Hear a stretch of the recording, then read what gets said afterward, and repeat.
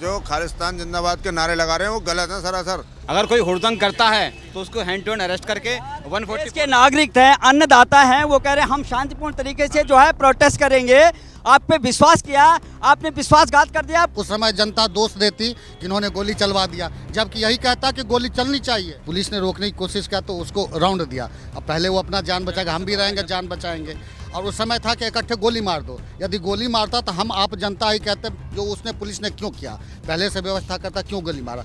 दोनों में पुलिस ही मरती। ऐसे भी हम पुलिस को दोष दे रहे हैं, गोली चलाती तब भी हम पुलिस को ही दोष देते। क्या ये सब ठीक हो रहा है? अगर धारा 144 का उल्लंघन करता है प्रदर्शन को या उनके धरने को तो ये गैर कानूनी है, उसको ऊपर कार्रवाई होनी चाहिए। प्रोटेस्ट के रिगार्डिंग में इतना ही कहना चाहूँगा, अगर उनकी कोई जायज़ मांगे हैं जो कि सरकार को लगता है कि कहीं पर नेगोशिएबल हो सकता है तो उसको उन्हें कर देना चाहिए। क्योंकि आखिरकार कहीं ना कहीं चाहे वो आम जनता हो, मुख्यमंत्री हो, खुद माननीय प्रधानमंत्री जी हो, सभी लोग जब किसान अन्न उगाता है तभी वो लोग पेट भरता है। और पेट के लिए ही दुनिया, पापी पेट के लिए सब कुछ करती है। तो उनकी बात थोड़ी बहुत मान लेनी चाहिए, जो हो सकता है पॉसिबल वो कर देना चाहिए।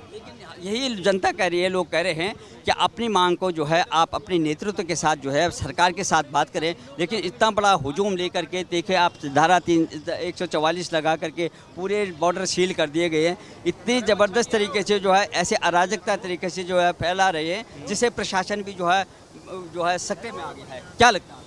देखिए, किसान जो है, अन्नदाता इस तरह का जो है प्रोटेस्ट करेगा जिसमें कि हमारे देश की जो है संपत्ति को नुकसान होगा। जिस तरह से आप देख रहे होंगे कि पंजाब से जिस तरह से प्रोटेस्ट आ रहा है, उसमें आगजनी और पत्थरबाजी है, तमाम बैरिकेड और तमाम जो हाईवे और तोड़े जा रहे हैं। देखिए, किसान अगर शांतिप्रिय प्रदर्शन करना चाहता है तो वो उसका संवैधानिक अधिकार है, वो कर सकता है। और जहाँ तक मुझे मालूम है 1992 में जमींदारी कानून लाई थी सरकार, उसमें सिर्फ पंजाब में ही बचा हुआ है जहाँ पे उन लोगों के पास अभी भी जमींदारी है और कई एकड़ उनके पास ज़मीन है, कई 100 एकड़। तो वो अभी तक असली खेती करते हैं वहाँ पर, उन ज़मीनों पर, और ज़मींदार लोग हैं। तो पंजाब का किसान जो है, फार्मर, वो एक्टिव है इन चीज़ों में, और वो अपनी मांग पूरी करने के लिए उन्होंने दिल्ली कूच किया है। अगर सरकार चाहती है, जैसे अभी पीछे 2 दिन तक कुछ मंत्रिमंडल यहाँ से 3 लोगों का गया था दिल्ली से, उनसे चंडीगढ़ बात करने के लिए, पता नहीं हम तो जानते नहीं, आम जनता है कि उनकी क्या सहमति बनी, क्या नहीं बनी। बहरहाल उन्होंने उनका कुछ प्रपोजल एक्सेप्ट नहीं किया, सरकार के साथ बात नहीं बनी। लेकिन आप जो है उस प्रोटेस्ट के अंदर में जो है खालिस्तान जिंदाबाद के नारे क्यों लगा रहे हैं? अगर कोई इस तरह की गतिविधि कर रहा है तो ये गैर कानूनी है, उसको ऊपर कार्रवाई होनी चाहिए। वो गलत, जो खालिस्तान जिंदाबाद के नारे लगा रहे हैं वो गलत है सरासर। हमें अपने काम से काम है, अगर हमें किसी चीज़ का दुख है तो हम उसको रो सकते हैं सरकार से। सरकार के आगे रोएंगे जी तुम ये चीज़ ऐसा मत करो। हम पाकिस्तान को क्यों कहेंगे, खालिस्तान क्यों कहेंगे? हम तो हिंदुस्तान के, हिंदुस्तान को कहेंगे। जिंदाबाद है हिंदुस्तान, हमेशा रहेगा। ट्रैक्टर दौड़ाए गए थे, उल्टा पुल्टा दौड़ गया था, जो वो आंख बंद करके चला। अन्नदाता कर सकता है इस तरह से, देश का अन्नदाता, जय जवान जय किसान के लोग इस तरह। और पूरे देश का किसान भी प्रोटेस्ट में नहीं है, यहाँ भी नहीं दिख रहा है, पहले भी नहीं दिख रहा था। किसान के बेटे हम लोग भी हैं। इसलिए मैं पूछ रहा हूँ कि लोग कह रहे हैं ये किसान कौन से किसान है जो खालिस्तान जिंदाबाद कर रहे हैं बीच में से? देखिए, लाल किले पे अगर कुछ हुआ था तो उसका जिम्मेदार जो है शासन, प्रशासन और पुलिस थी। अगर कोई हुड़दंग करता है तो उसको हैंड टू हैंड अरेस्ट करके 140 के नागरिक हैं, अन्नदाता हैं, वो कह रहे हैं हम शांतिपूर्ण तरीके से जो है प्रोटेस्ट करेंगे।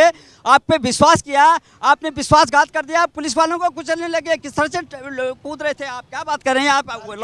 आप लॉयर हैं मेरे ख्याल से, क्या करते हैं आप? क्या profession? I am an advocate. Advocate हैं आप? ये अधिकार बनता है कि आपका अधिकार बनता है? पुलिस को भेजा, पुलिस ने बोला कि जाओ, आप वहाँ जाके रोने लगे। कोई अगर धारा 144 का उल्लंघन करता है और प्रदर्शन को या उनके धरने को उसके खिलाफ चला देता, अगर देखो सरकार और पुलिस के साथ तो सख्ताई में नहीं हो सकता। अगर वो सख्ताई करती है और गोली चला देते, उस दिन क्या दिन था? 26 जनवरी था, हमारा गणतंत्र दिवस था। उस दिन ऐसे असमंजस स्थिति में आप क्या करते हैं? आपका कानून क्या कहता है? उस समय जनता दोष देती कि इन्होंने गोली चलवा दिया, जबकि यही कहता कि गोली चलनी चाहिए। कानून क्या कहता है? आपका संविधान क्या कहता है? आप संविधान तो कहता है कि उन्हें पीसफुल प्रोटेस्ट करने का अधिकार है।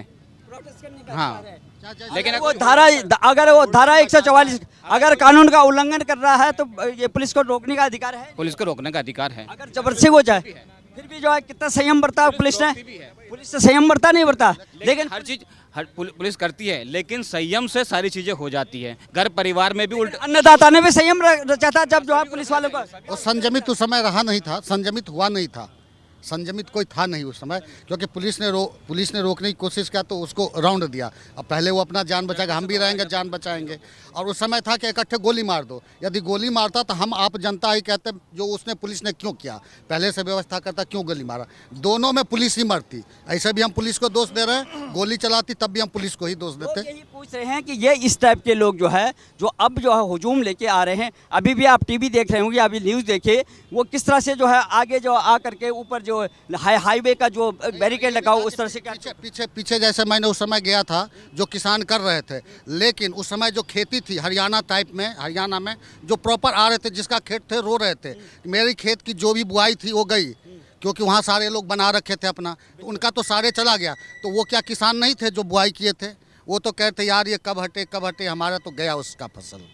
लोग ये पूछ रहे हैं कि किसान जो है अपना सरकार के साथ विरोध करें, लेकिन चाहिए, लेकिन एक सबका दायरा है, दायरे से बाहर नहीं होना चाहिए। किसी भी हिसाब से हमारा ही लॉस है। यदि घर में मानिए 4 किस्म का, एक सीधे भी है, एक बूढ़े भी है, आप घर पे जाइए इस सबको छोड़ के, उसमें भी एक यदि बच्चे खराब हो जाते हैं तो उसमें भी यदि गलत तरीके से जाते हैं तो घर का ही नुकसान है। यदि बच्चे को आप मार देते हो, कुछ करते तब भी आप ही की आंसू गिरती है, और बच्चे यदि आपको ठोक देता है तब भी लास्ट में घर का ही आंसू गिरता है। वो मर्डर होने के बाद पता चलता है यार हमने क्या किया, यार ये नहीं करना चाहिए था, जब आजीवन कारावास होता है। घर दोनों का गया, मरने वाले का भी गया, जो आजीवन चला गया उसका भी घर गया। तो इसलिए पहले सोचना चाहिए, ना कि उसके बाद में।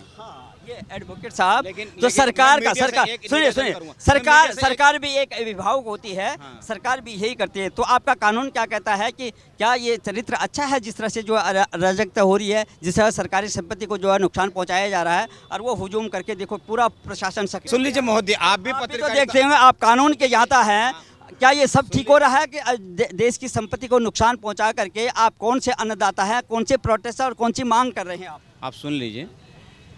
अन्नदाता ये कह रहा है कि हमारी भी तो सुनिए, आप यहाँ पे जितने लोग खड़े हैं ये सब लोग जॉब प्राइवेट एम्प्लॉय हैं, इनकी डिमांड क्या है इनसे बात कीजिए। किसान की डिमांड क्या है किसान से जाके बात कीजिए। यहाँ ये जितने भी लोग खड़े हैं ये सब प्राइवेट एम्प्लॉय हैं, और थर्ड पार्टी गवर्नमेंट ने किया हुआ हर डिपार्टमेंट में संविदा किया हुआ है।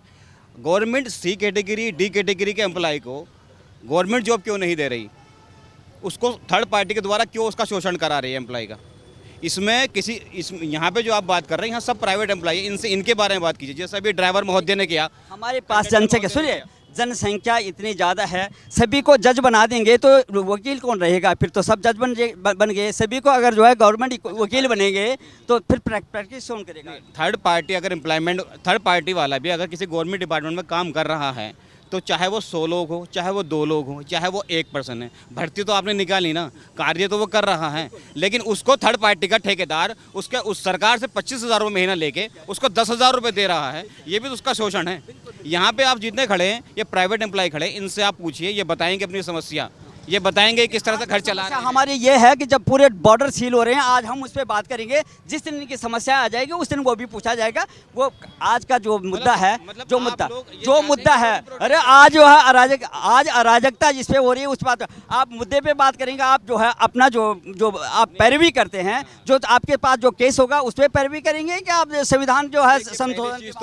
तो मैं सरकार का, मैं एक एडवोकेट हूँ। आपके पास जो मुद्दा आएगा, जो केस आएगा, आप उस पर जहरा करेंगे कि दूसरा लेंगे। मैं आज उस पर आया हूँ जो हमारे बॉर्डर सील हो रहे हैं, ये एडवोकेट साहब ऐसे कर रहे हैं, क्या कहना है इनका बताइए। आज का जो मुद्दा है हमारा जो पूरा का, मैं एक निष्पक्ष होकर बात कर रहा हूँ, ना तो मैं किसानों का प्रवक्ता हूँ, ना मैं सरकार का प्रवक्ता हूँ, ना मैं पुलिस का प्रवक्ता हूँ। किसान का बेटा हूँ मैं, अभी भी गेहूँ का फसल है, अभी भी ऐसा नहीं है।